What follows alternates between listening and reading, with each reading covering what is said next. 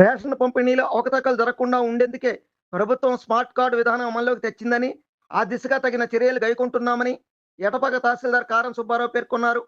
అల్లూరు సీతారామరాజు జిల్లా ఎటపాక ఎంపీపీ సర్వసభ్య సమావేశంలో ప్రజాప్రతినిధులు లేవనెత్తిన పలు ప్రశ్నలకు ఆయన జవాబిచ్చారు. మ్యుటేషన్స్, నూతన పట్టాల జారీకి సంబంధించి పెండింగ్ లేవని, ఒకవేళ పెండింగ్ ఉంటే వాటికి సరైన ఆధారాలు లేకపోవడమే కారణమని తహసీల్దార్ స్పష్టం చేయడం గమనార్హం. న్యూజిలాండ్ కార్డు పేర్లు అవలేదని చెప్పేసి అన్నారు. మీ సభలో కూడా పంపిస్తానని చెప్పేసి అన్నారు. అవి వచ్చిన వెంటనే కూడా పంపించేయడం జరుగుతుంది. ప్రతి రేషన్ షాప్స్లో కూడా ఫ్లెక్సీ పెట్టమన్నారు. పిఎం గారికి సంబంధించి డిప్రెషన్ గారికి సంబంధించిన ఫ్లెక్సీతో పాటు నాకు క్యూఆర్ కోడ్ సంబంధించినటువంటి ఆప్షన్ ఇచ్చారు. ప్రతి లబ్ధిదారుడు కూడా అక్కడికి వెళ్ళి క్యూఆర్ కోడ్ సంబంధించినటువంటి స్కాన్ చేసి బియ్యం తీసుకోవాల్సిన అవసరం ఉంది. అందులో కూడా అంటే ట్రీట్మెంట్ కూడా తీసుకోమని చెప్పేసి అందులో తెలియజేశారు.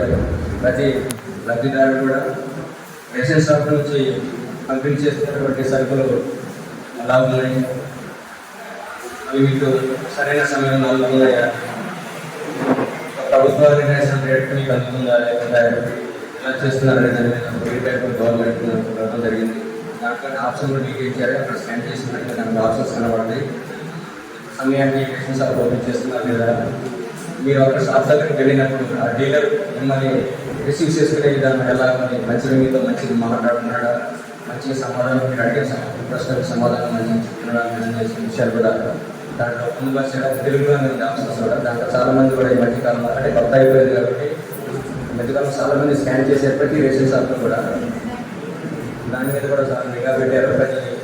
మమ్మల్ని కూడా ప్రతి నెల 20 షాపులు విజిట్ చేసి దాని మీద ఫీడ్బ్యాక్ తీసుకొస్తున్నారు. కాబట్టి దాని మీద నిరంతరంగా నిఘా పెడతాము, ఎంక్వైరీ చేస్తాము. టీడీఎస్ సంబంధించినటువంటి సరుకులు కూడా కొత్తగా పరచకుండా కూడా నిరంతరం నిఘా పెట్టి ప్రయత్నం చేస్తాము.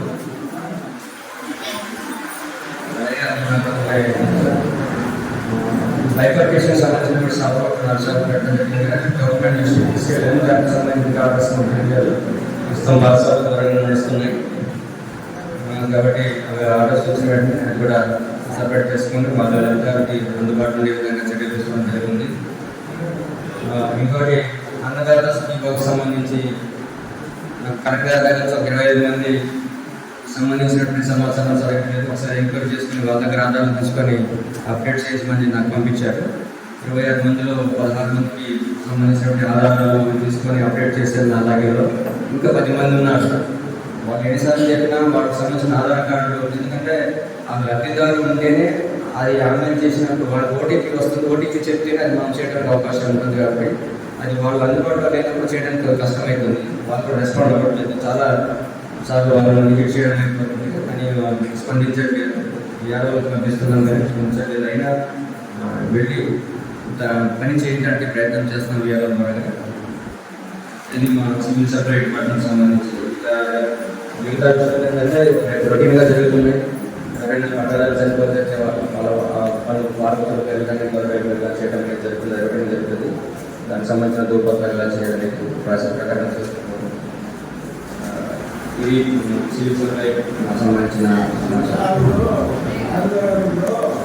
జిరాయితీ భూములు అనేటువంటి డీఫారం పట్టా భూములు అంటే ప్రభుత్వం అసైన్మెంట్ చేసే భూములు ఉంటాయి.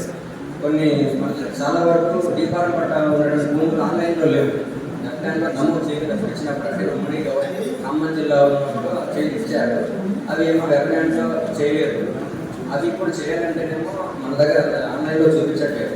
అవి చేయాలంటే జాయింట్ కలెక్టర్ గారికి పంపిస్తే జాయింట్ కలెక్టర్ గారు ద్వారా చేయాలి. అయితే మనం అంటే మన జిల్లా మొత్తం సమస్య ఇదంతా. జాయింట్ కలెక్టర్ గారు కూడా కమిషనర్ గారికి ఈ డీపారం పట్టాల సంబంధించి సీసీఐ రిపోర్ట్ పెట్టారు. అక్కడ నుంచి క్లారిఫికేషన్ వచ్చిన తర్వాత ఈ పట్టాలకు సంబంధించిన ప్రాసెస్ చేస్తాం. ఎందుకంటే ఇదంతా జాయింట్ కలెక్టర్ లాగిన్లో చేయాలి కాబట్టి అది సీసీఐ నుంచి ఆర్డర్స్ వచ్చిన తర్వాత ఆ ప్రాసెస్ చేయడం జరుగుతుంది. ఇంకొకటి జిరాయితీ భూములు ఏదైతే ఉన్నాయో అంటే సెటిల్మెంట్ పట్టాలకు సంబంధించిన మాత్రం వాటికి సంబంధించిన భూములు అయితే మన దగ్గర అభియాన్లో ఉంటాయి. ఆన్లైన్లో పోరాటం చూసినాయి పాత రికార్డులో నమోదై ఉంటాయి. కాబట్టి అవి మన ప్రాసెస్ చేస్తాం. మన పరిధిలో చేయగలిగితే నేను చేసి పెడతాను. డిజిటల్ సంవత్సరం లేదని మీకు అంటున్నారు. ఆ కాగితాలు ఏమైనా తీసుకొస్తే నా దగ్గర అది ఆన్లైన్లో ఉండి డిజిటల్ సంవత్సరం పెండింగ్లో ఉందన్నప్పుడు నేను చేసి పెడతాను నా పరిధిలో.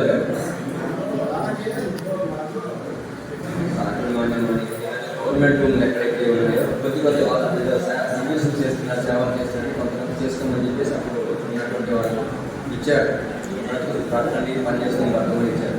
అది ప్రభుత్వ భూములే ఇచ్చారు. కానీ అప్పుడు నుంచి ఇప్పటివరకు కూడా ప్రభుత్వ భూములే సొంత కొనసాగుతుంది. అనుభవ కాలంలో ఉంటాడు.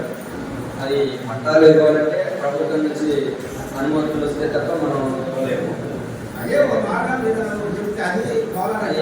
డిసిజన్ అంటే ప్రభుత్వం తీసుకోవాలి, మన పరిధిలో మనం తీసుకునేది కాదు. ఎందుకంటే డ్రైవర్స్ ఉన్నారనుకోండి, డ్రైవర్స్ ఉంటే గవర్నమెంట్ సాగు చేసుకుంటే వాళ్ళు దీపాల పట్టాలు అసైన్మెంట్ చేసి ఇస్తాం. అదే నాన్ డ్రైవర్కి సంబంధించి మనం దాన్ని తీసుకోవాలి. అదేవిధంగా గవర్నమెంట్ ఏదైనా తీసుకొని అసైన్మెంట్ కంప్లీట్ ద్వారా అప్లోడ్ చేసిన ఇస్తాం. అంటే చెప్పారు అలా వేరే కులాలు ఉన్నారంటే వేరే కులాల గురించి ఇవ్వాలంటే ప్రభుత్వం నిర్ణయం తీసుకుని ప్రభుత్వం దాకా ఏదో పాస్ చేసి ఇవ్వడం చేస్తాము. అంటే అది మన లెవెల్లో ఇంప్లిమెంట్ చేయాలి. ఆధారంగా చేస్తాం. వాళ్ళు ఎప్పుడు చేస్తున్నారు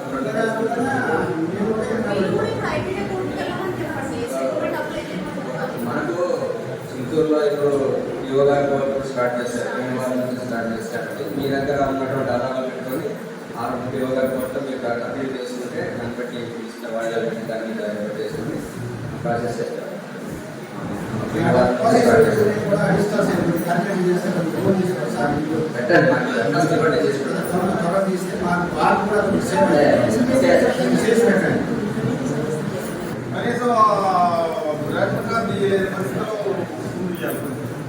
దాని గురించి సరైన సమాధానం విజయబాబు గారు చెప్పట్లో మీ ఆఫీస్ వస్తే మీ కూడా సరైన సమాధానం లేదు. పాప వాళ్ళ నుంచి తిరిగి తీసి వేస్తారు.